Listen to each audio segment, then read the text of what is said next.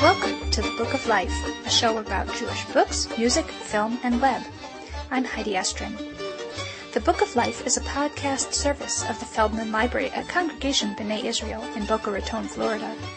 Additional support comes from the Association of Jewish Libraries. This entry in our 2009 Book Expo series features interviews I did on the show floor at Book Expo America. This time we'll hear lots of publishers talk about their Jewish interest titles for adults.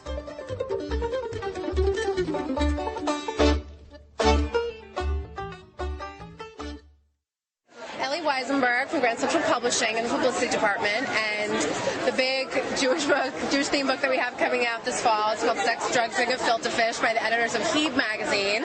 Heb is a really cool, young, kind of alternative, indie magazine for young Jewish people, and two of the editors from there have compiled amazing, hilarious essays from different comedians, mostly East Coast and West Coast based, kind of based off of the Heb storytelling series, which is something that they have, all over the country really, and in college towns and young people kind of venues where different comedians get up on stage, kind of like a slam, and they talk about some kind of like funny, Jewish themed something from their past, something they observe, kind of like Seinfeld-y observances. And it's just a lot of fun. The book takes, different topics from sexuality, food, bar mitzvahs, growing up the only Jewish kid in a Christian neighborhood, and just turning it all on a really comic slant. And it's a lot of fun. It's very tongue-in-cheek.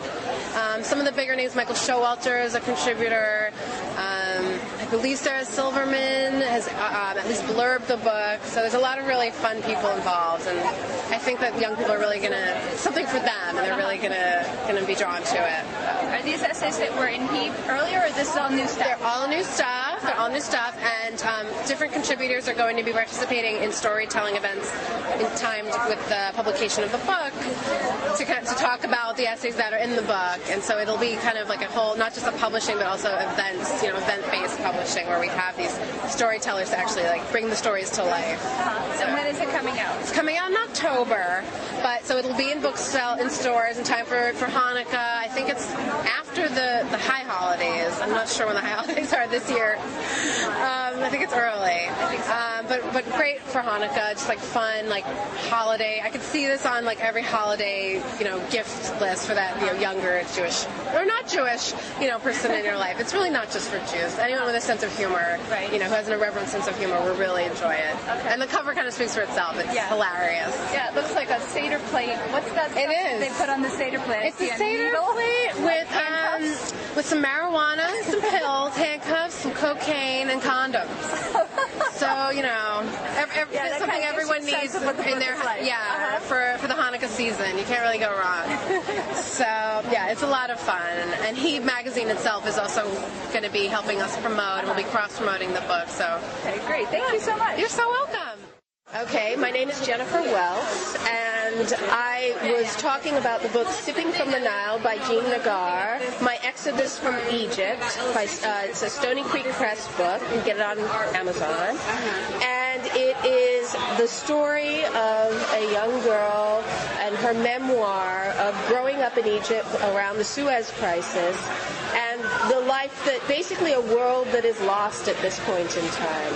Just an incredible world of how Jews lived during that time in Cairo, in Giza, the international community that existed there, how they celebrated Passover, and then the crisis that happened at the Suez Crisis, and how everything changed, and how she survived it, and who she became ultimately.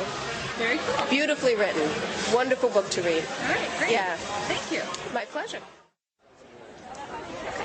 Hi, I'm Louise Brockett. I'm the Vice President and Director of Publicity at W.W. Norton and Company. And I'm happy to have been here for almost 17 years. And this book, the book I'm about to describe, the Book of Genesis, illustrated by R. Crumb, is really one of the most exciting projects that I've ever worked on at Norton. The Book of Genesis, illustrated by R. Crumb, is exactly what it sounds like. It's the Book of Genesis. It's all 50 chapters, absolutely nothing left out, and it's all depicted by Art Crumb, who is one of the most legendary and extraordinary and unique comic artists ever to have lived. So we're delighted to be bringing out this book. It's going to be published in late October. He's going to be in the United States for the launch of the book. And I think that this is going to be a way to draw thousands upon thousands of readers into the Book of Genesis. Is it a graphic novel? Well, it's not a novel. It is the Book of Genesis. It's based largely on the translation by Robert Alter, also the King James Version. All the text is there, but it is graphic in every sense of the word. And, you know, it's all there. It's Adam and Eve's Eden, Noah's Ark, Sodom and Gomorrah, Pharaoh's Egypt, etc.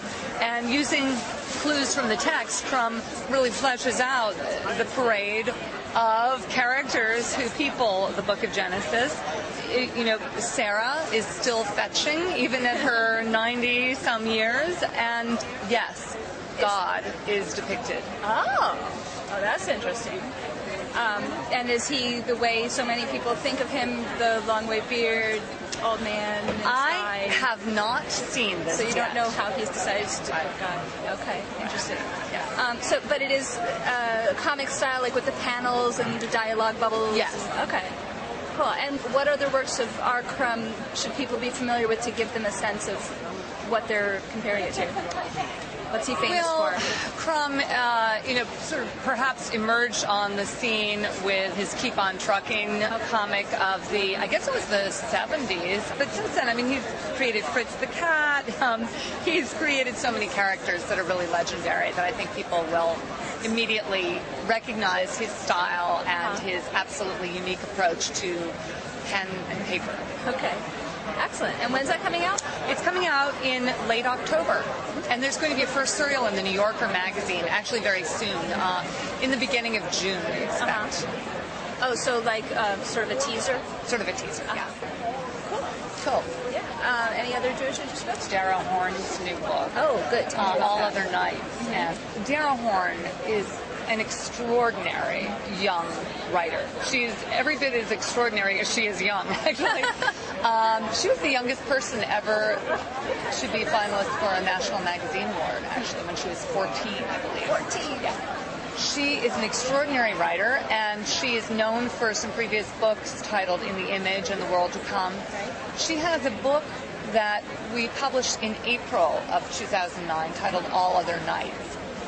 And it is quintessentially Dara in that it is scrupulously researched, accurate, historically accurate on every level, and there are many levels on which you can read the book. You can read it for the plot, you can read it for the characters, you can read it for Jewish themes that are interwoven throughout. You can read it if you're not Jewish and you love to be caught up in a romance that is filled with historical facts that you might never have known before.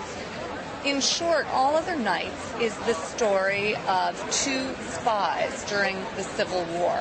A Union spy who is Jewish and a Confederate spy who is Jewish. The Union spy is a man and the Confederate is a woman.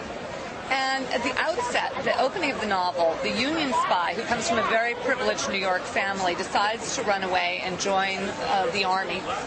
And his first assignment is to assassinate his uncle, who lives in the South and who's plotting to assassinate Lincoln. And he carries this out. And his second assignment is to target a particularly dangerous Confederate spy who's a young woman and to marry her. Sounds like a movie. And, well, it certainly sounds like a movie. It absolutely sounds like a movie. I'm sure that the movie producers are going to be all over this. Yeah. It's based on actual spies. I mean, there was a Union Confederate spy marriage, Jewish marriage. That relationship didn't play out exactly the way Dara envisions this particular relationship.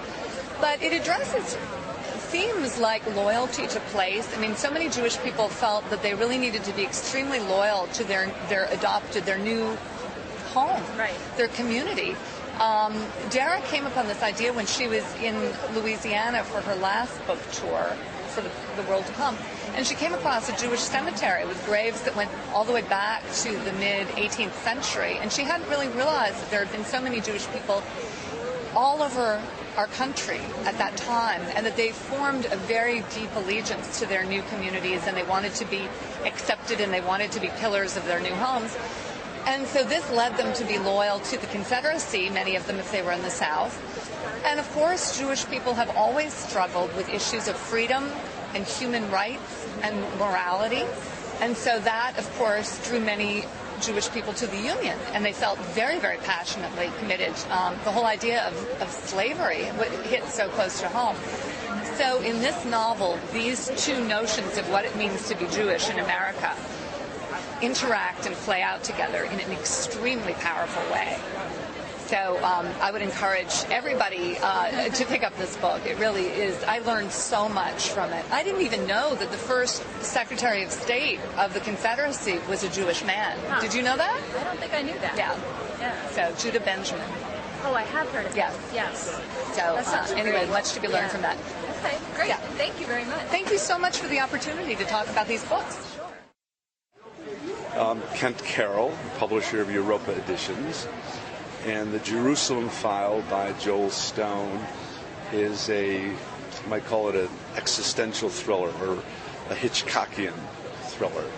It's the story of a man who is retired from the security services in Israel, lives in Jerusalem, the city that he loves and finds endlessly fascinating. And he's become very much of a loner. He's separated, he's divorced from his wife. His children have left Israel and live in Europe and North America. And he spends a great deal of time wandering the city. And he's deeply concerned about the conflict between the Israelis and the Palestinians, the moral implications of that conflict. And he's approached by an acquaintance, not a friend, just somebody he knows, who suspects that his wife is having an affair, and asks our hero, our protagonist, if he will follow her and find out what's happening. And out of boredom to some degree, but also because he wants to exercise those skills that he developed for so many years. He decides to do it, and he follows this woman and learns more and more about her and begins to fall in love with her. But before he can find out whether or not she's actually having this affair, the man that she meets on occasion is murdered. And he finds himself in this real dilemma because he knows more about this than anyone else. And it's logical, of course, that the man who hired him might be the most likely suspect to do this. Right. But what he's done has serious implications if he were to go to the police. And what he was doing is essentially illegal. And it's the personal equivalent in many ways to the moral dilemma that someone living in Israel faces. Interesting. And it's beautifully written, and it's not a long novel, which I think is one of its virtues. And Alfred Hitchcock could have made it into a wonderful movie. Wow, it sounds great. It is, and it's been very well reviewed. The New York Times, Los Angeles Times gave it feature reviews.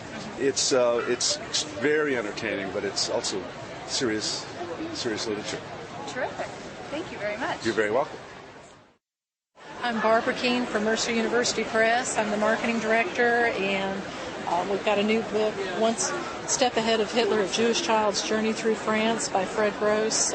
Talks about his experience, age 3.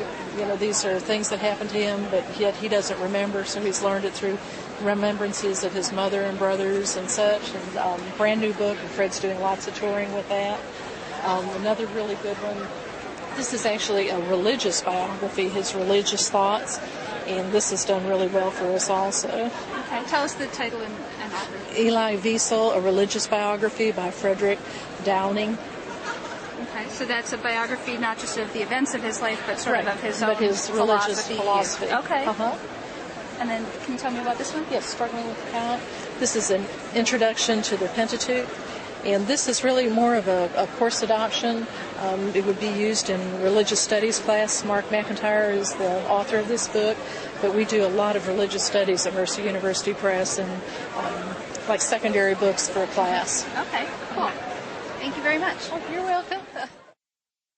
So we've got Alan Appel's The Hebrew Tutor of Bel Air. This is a wonderful book. He's been praised for his ability to do sort of a satire of complications of religious life. And in this book, there's a Hebrew tutor who tries to convince a young girl who does not want to go through her bat mitzvah, and he's trying to teach her and convince her to go through with the ceremony, and they end up starting like a love affair, and they like go off on a motorcycle, and they try to do something that's a reverse nose job.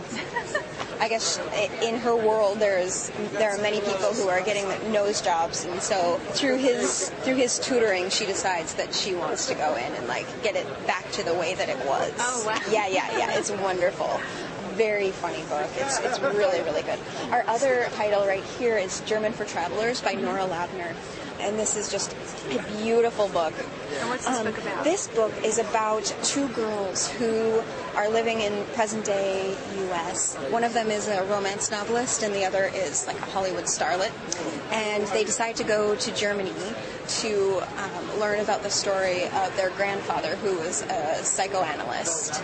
And it goes from pre-Nazi Germany to present-day Detroit. And it's a really beautiful novel. Many of her novels sort of jump around in time, and this one is a little bit more fluid. So I see the subtitle is a novel in 95 lessons. What does that mean? Each chapter, it's 95 chapters, and each one starts out with a German quotation and the English translation. One thing that she's said about this is that she's learned a lot of different languages, or started to learn a lot of different languages, and the little bits that you learn, like the little sentences, are usually things like "I'm going to the library with Hans." She started to try to learn German, and it was like, "Hands up, I have a revolver." Yeah, like that was in the lesson book? Yeah. So she found that really, really interesting, and that is one of the quotations in here. But each thing is just this interesting little phrase that informs so those quotes are actually like the kind of thing that would be in a phrase book to teach you how to speak German. Yes. Yeah. Okay. Yeah. And so she takes those phrases and riffs on Yep. that. Okay. But yeah. Interesting. So, yeah, we're extremely excited about both of these. This one came out in April, German for Travelers, and the Hebrew Tutor of Bel Air will be out July 1st. Okay. Yeah. Okay. Yeah. Great. Thank you very much. Yeah. Thank you. Okay, I'm Carla Clifford from HarperCollins, and I handle actually all the sales for Barnes & Noble. All right, well, the only one I can think of right now that's specifically Jewish interest, well, there's two. The Shaban, of course, he reflects on his life as it's called Manhood for Amateurs, and he reflects on his life as a father, a son, a husband, and it's a collection of different stories throughout his life and how that affected him and made him who he is as a man. It's very unlike Shaban in the fact that you really kind of hear about his personal life, which you don't know much about right now in his more fictional stories. The other thing that we're publishing is a book by Francine Prose. It's a history of Anne Frank and why the diary was so important to our culture, and it had the complete approval by the Anne Frank Foundation, so she was able to access things that no one else has ever accessed. It has an amazing jacket. It's coming out for fall, and I guess those are the two most exciting books on our list. So, Thank you very much. All right, no problem. I'm Terry Akers with Other Press, and I'm going to talk a little bit about Fromm's, How Julius Fromm's Condom Empire Fell to the Nazis, by Gotz Ali and Michael Sontheimer. It's coming out this fall. It is about a Russian Jewish immigrant who moved to Germany before World War II, opened a condom manufacturing plant, the first major condom manufacturer in Europe. And it came at a time when sexual mores were kind of changing, and so it was the perfect opportunity for this company to succeed. Let me just ask, when were condoms invented? It was actually the 1930s when, and it was the From's company this that was kind of developed a the new latex. technology at the time. Yes, it was the latex that they used. I mean, condoms had been around for years before, but it was the latex that they developed that really let them take off. In terms of effectiveness and popularity. And then, of course, during World War II, as with so many Jewish companies, the Nazis took over, appropriated the company to a German baroness, and the Froms barely made it out. Eventually did make it to the UK and survived the war. But this really just tells the story that was, so typical of so many German Jewish companies that were taken over in World War II. Okay. And did the company continue under the German ownership? It did. Is it still around? I don't know if it's still around, actually. It's probably changed hands a million times by now. Probably. But, okay. Yes. All right, so this is like the family's story of survival and escape and so on. And happens to be an unusual and interesting product. Right. It's a history of the family and also a broader history of what happened to these companies under the Nazis. All right. Interesting. Thank you. Thank you. So this is Megan Fulner. I'm going to be talking about Peter Stephen Young's Crossing the Hudson, which was translated from the German, and it came out this past March. It is such a different story. It is the story of Gustav Rubin, who is a fur dealer in Vienna. And he comes to New York he's meeting his family at their summer home. And he gets stuck in this massive traffic jam crossing the Tappan Zee Bridge, hence Crossing the Hudson. And he is stuck with his mother, Rosa, who is very domineering. Yeah. And, what happens is you kind of get this backstory of this relationship he had with his father, who passed away, Ludwig. And Ludwig was this very well-known intellectual. And you kind of have this tension between them. Like, he loved him very much. There was some jealousy issues. I mean, all around father issues. And as they are stuck on this traffic jam, the body of Ludwig, they see him floating above the Hudson River. Massive. Only they see him. So it's this huge golem-like body just floating above the Hudson River. So he's not literally floating down the river. It's like a vision? Well, that's kind of... Or you're not sure? The reader has to interpret that. Okay. It's kind of left open. I won't give too much away, but it's kind of a confrontation of their relationship and how it kind of plays out, and it's really fun and different and kind of a Kafka-like, meditation on the relationship between fathers and sons. Huh. So. That sounds really interesting. That's not his first book, is it? No. He's done 8 other books. Oh, wow. One of the really well-known ones is The Perfect American, which was a fictionalized account of Walt Disney. Oh, thank you very much.